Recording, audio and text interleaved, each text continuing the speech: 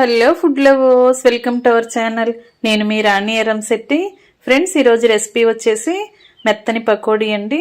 షాప్లో కొన్న దానిలా చాలా టేస్టీగా క్రిస్పీగా చేసుకోవచ్చు. ఆ ప్రాసెస్ అంతా చూపిస్తాను. వీడియోని ఫస్ట్ నుంచి లాస్ట్ వరకు చూడండి, స్కిప్ చేయకుండా చూడండి.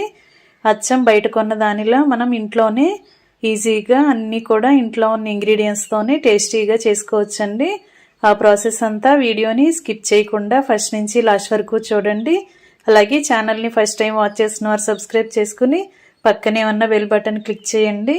నేను పెట్టబోయే రెసిపీస్ అన్నీ డైలీ మీ ఫోన్కి నోటిఫికేషన్కి వస్తాయి. ఓపెన్ చేసి చూడండి, నచ్చిన రెసిపీస్ని ఫాలో అవ్వండి. ఇంకా ప్రాసెస్ స్టార్ట్ చేద్దాం. ముందుగా 1 కప్పు నిండా ఉల్లిపాయ ముక్కలు తీసుకోండి. ఉల్లిపాయలు అనేవి ఇలా సన్నగా చీలికల్లా పొడవుగా కట్ చేసి తీసుకోండి. అలాగే కొన్ని పచ్చిమిర్చి ముక్కలు కూడా 2-3 టేబుల్ స్పూన్లు పచ్చిమిర్చి ముక్కలు కూడా తీసుకోండి. సన్నగా తరిగిన కొత్తిమీర తీసుకోండి. అలాగే కొన్ని కరివేపాకులు కూడా తీసుకుని సన్నగా కట్ చేసుకున్న అల్లం ముక్కలు కూడా తీసుకోండి. ఇంగ్రీడియంట్స్ అన్నీ కూడా రెడీగా పెట్టుకున్నాం కదా. ఇప్పుడు మిక్సింగ్ బౌల్ తీసుకొని దానిలోకి మనం తీసుకున్న ఇంగ్రీడియంట్స్ అన్నీ యాడ్ చేద్దాం. ముందుగా ఉల్లిపాయ ముక్కల్ని గిన్నెలోకి వేసేసుకోండి. దీనిలోకి టేస్ట్కి సరిపడా సాల్ట్ వేసుకోండి. సాల్ట్ అంతా కూడా ఉల్లిపాయలకి బాగా పట్టించండి. ఇలా చేత్తోని ఉల్లిపాయ ముక్కల్ని ప్రెస్ చేస్తూ కలిపినట్లయితే ఆనియన్స్ నుంచి వాటర్ అనేవి రిలీజ్ అవుతాయండి. అంతవరకు కలుపుకున్న తర్వాత పచ్చిమిర్చి ముక్కలు కూడా యాడ్ చేయండి. అలాగే కొత్తిమీరను కూడా వేసుకోండి. కరివేపాకును కూడా తీసుకుని చిన్న చిన్న ముక్కలుగా కట్ చేసి వేసుకోండి. ఇప్పుడు అల్లం ముక్కలు కూడా వేసుకుందాం. 2 టేబుల్ స్పూన్లు అల్లం ముక్కలు కూడా వేసుకోండి. అలాగే 1/2 టీ స్పూన్ పసుపు కూడా వేసుకుని 1/2 టీ స్పూన్ కారం వేసుకోండి. స్పైసీగా కావాలి అనుకుంటే కారం అనేది కొంచెం ఎక్కువగానే యాడ్ చేసుకోవచ్చు. కానీ షాప్లో కొన్న దానిలాగా ఎల్లో కలర్లో రావాలి అంటే కారాన్ని స్కిప్ చేసి మనం కారానికి బదులుగా పచ్చిమిర్చిని అల్లం ముక్కల్ని మాత్రమే వేసుకున్నామంటే పకోడీ అనేది ఎల్లో కలర్లో కనిపిస్తుంది. స్పైసీనెస్కి మీకు తగ్గట్టుగా యాడ్ చేసుకోండి. కారం కానీ అల్లం పచ్చిమిర్చి ముక్కలు కానీ ఇలా మొత్తం అన్నీ మనం వేసిన ఇంగ్రీడియంట్స్ అన్నీ ఉల్లిపాయకి బాగా పట్టేంత వరకు కలపండి. ఇప్పుడు మనం ఏ కప్పుతో అయితే ఉల్లిపాయ ముక్కల్ని కొలిచి తీసుకున్నామో అదే కప్పుతో కప్పు నిండా శనగపిండి తీసుకుని వేసుకోండి. దీనిలోకి 2 టేబుల్ స్పూన్లు పొడి బియ్యం పిండి వేసుకోండి. ఇలా పొడి బియ్యం పిండి వేయటం వల్ల పకోడీ అనేది క్రిస్పీగా వస్తుంది.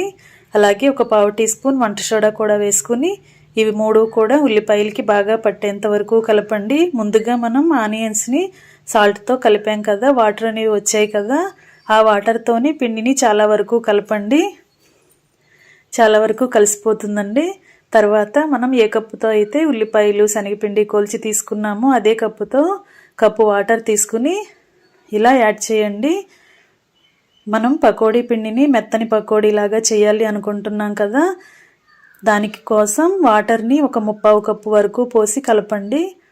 పిండి అనేది మరీ గట్టిగా ఉండకూడదండి. గట్టి పకోడీ లాగా గట్టిగాను ఉండకూడదు, అలాగని మరీ జారుగా కూడా కలపకూడదు. ఇలా మీడియంగా కలుపు తీసుకోండి.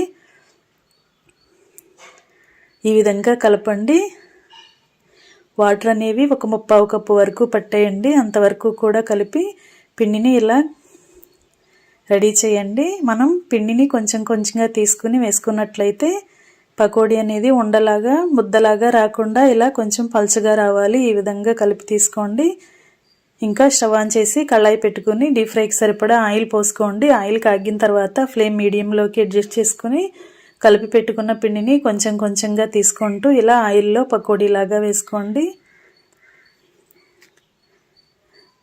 ఫ్లేమ్ అనేది మరీ హైలో కూడా పెట్టొద్దు, మరీ లోలో కూడా పెట్టొద్దండి. మీడియంలో పెట్టుకున్నట్లయితే పకోడీ అనేది లోపల వరకు కూడా చాలా క్రిస్పీగా ఫ్రై అవుతాయి. లేదంటే లోపలంతా కూడా మెత్తగా అనిపిస్తుంది. అందుకే ఇలా మీడియం ఫ్లేమ్లో పెట్టుకుని పకోడీని ఇలా గరిటెతో 2 వైపులకి కూడా టర్న్ చేసుకుంటూ ఈవెన్గా ఫ్రై అయ్యేంత వరకు ఫ్రై చేయండి. ఇలా క్రిస్పీగా ఫ్రై అయిన తర్వాత ఆయిల్ నుండి తీసేసుకుందాం. ఫ్రెండ్స్, ఛానల్ని ఫస్ట్ టైం వాచ్ చేసిన వారు సబ్స్క్రైబ్ చేసుకుని పక్కనే ఉన్న బెల్ బటన్ క్లిక్ చేయటం మాత్రం మర్చిపోకండి. నేను పెట్టబోయే రెసిపీస్ అన్నీ డైలీ చూడండి. నచ్చిన రెసిపీస్ని ఫాలో అయ్యి కుక్ చేసి పిల్లలకి సర్వ్ చేయండి.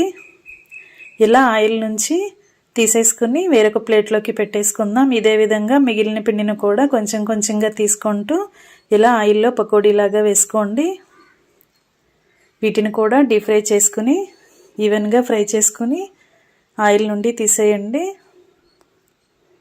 ఇలా వేడివేడి పకోడీని బయట వాతావరణం చల్లగా ఉన్నప్పుడు ఇంట్లోనే ఇలా మెత్తని పకోడీని ప్రిపేర్ చేసి పిల్లలకి సర్వ్ చేసామంటే వారందరూ కూడా చాలా ఇష్టంగా తింటారు. ప్రాసెస్ నచ్చితే లైక్ చేయండి, వీడియోని షేర్ చేయండి. Thanks for watching. నేను మీ రాణి ఎర్రంశెట్టి.